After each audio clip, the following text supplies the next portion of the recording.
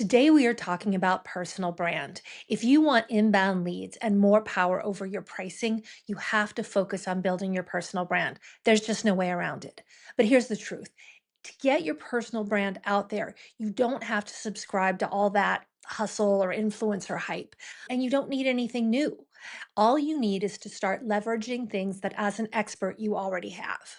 If you can identify and unpack the three key pieces to building your brand and you start including them in your marketing and your messaging, you can easily build a brand that's based on your authentic experience and expertise. So, in this video, I'm going to break down the only three things that you need to talk about in your content to build know, like, trust, and to get people to remember you. Now, I'm going to go through examples, I'm going to explain why they work, and I'm pretty much just going to give you the playbook for building a personal brand that sets you up to be the go to in your niche. By the way, I'm Laura Zovelson, and this is the Gen Expert Show. I'm a serial founder, former professor of entrepreneurship and marketing, and award winning brand strategist. And I don't talk about anything on this show that I haven't taught, tried, and tested. All right, so I call this the POV or point of view model of branding. And it has three overlapping parts. And this is really all you need in terms of building blocks to create a personal brand that actually brings in clients. So let's start with the first piece, your framework. So I want to be clear about what I'm talking about here because 70% of experts don't even bother with this. So, as a professor, I've seen the power of concept models in terms of helping people learn and remember. And so pictures and processes, they're sort of a neon sign for expertise because they signal that you've been doing what you've been doing long enough to be able to even create a framework. And then, second, that you deeply understand the area that you play in. When you have a visual named approach that shows your process, well, suddenly you're not just another person out there that's claiming they can do the thing, right? You're the person who created the X method. If you've been in your space long enough to be selling your expertise, I promise you, you have a problem solving approach that you can turn into a concept model or a framework. So, if your approach is more like a process, then it's a line with three different waypoints along the way, right? If your process is more like a cycle, then you can name the components of the cycle. Your process could be more like a triangle, right? If it's a hierarchy, think Maslow's hierarchy of needs here, or you could use constraints around the sides, like I show in this picture right here. Look, your process could even just be a set of principles. Okay. You don't have to overthink this. But if you do decide to do this, you can use this as a filter to make sure you're heading in the right direction.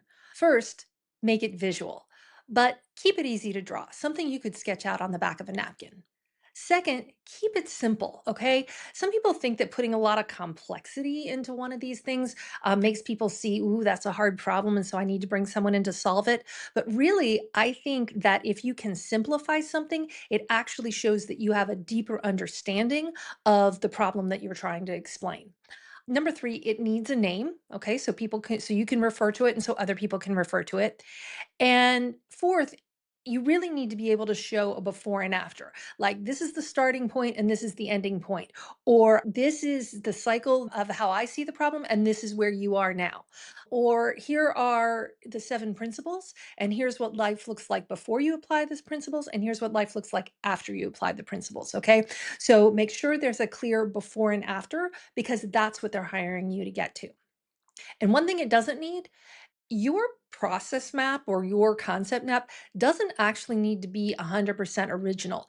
It is fine to adapt someone else's model and insert your ideas. So now you have a framework, which goes a long way towards boosting your credibility. And for any expert, that's a really important part of your brand. But in today's market, where there's just so much noise, we need to up the game. You need to formulate some standout opinions. If people are hiring you for your expertise, they are by definition seeking out your opinion. They don't want a rehash of the consensus view that's already out there. Having a handful of these strategic stances that don't sound like everyone else, that becomes a key part of your personal brand because that's what's going to help you stand out and get discovered. It's what stops the scroll. So when I talk about this, a lot of people think I'm talking about saying a lot of clickbaity stuff, and I'm not. That will actually harm your brand. Okay, so I'm sure you guys recognize this. This is the normal curve. And the reality is that about 68% of people are talking in here. Okay. All of their content is in that sort of normal area, right? If you don't believe me, go on LinkedIn and see for yourself. And AI exacerbates this. So this is actually an opportunity. So ideally, what we want to do is we want to offer insights that just fall outside the normal curve, okay? And if you can, it's great if you can have sort of one thing that you say that falls way out here. Because again, this is what we need to do these days to stop the scroll. And that's the reason this matters, right? Content in the middle gets scrolled past, doesn't get saved, doesn't get shared, and it definitely doesn't get somebody to book a call with you. And again, you don't have to disprove gravity, okay?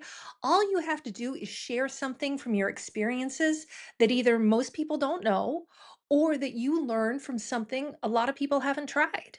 So, my recommendation is that you try to come up with two or three of these that you can use consistently over and over again. So, here's an example. When I talk about niche clarity, 65% of the people out there tell people, oh, pick an industry or pick a business model or pick a size of company, right? But I tell people that it's not a niche until you add a poison ivy problem to it. And so that's different and it makes people listen. And that's the whole point of this part of the branding model.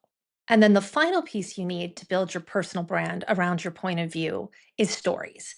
And this is where I think a lot of experts get uncomfortable. They think, oh, I'm not a natural storyteller or my work isn't that interesting.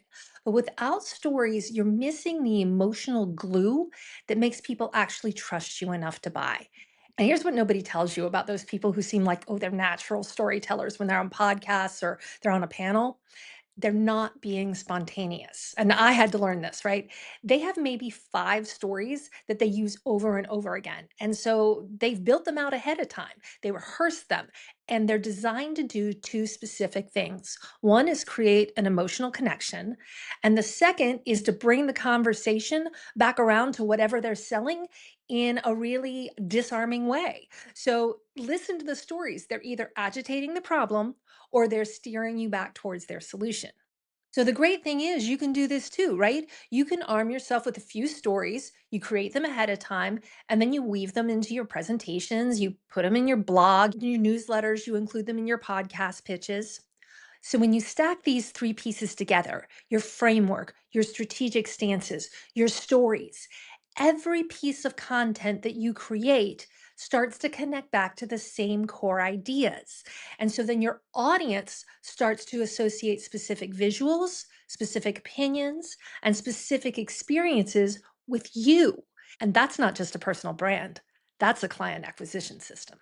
Now, earlier in the video, I talked about strategic stances and stories, but I didn't go into a lot of detail on how to build that out. So if you want to go deeper on that, here are the 2 videos that you need to watch next.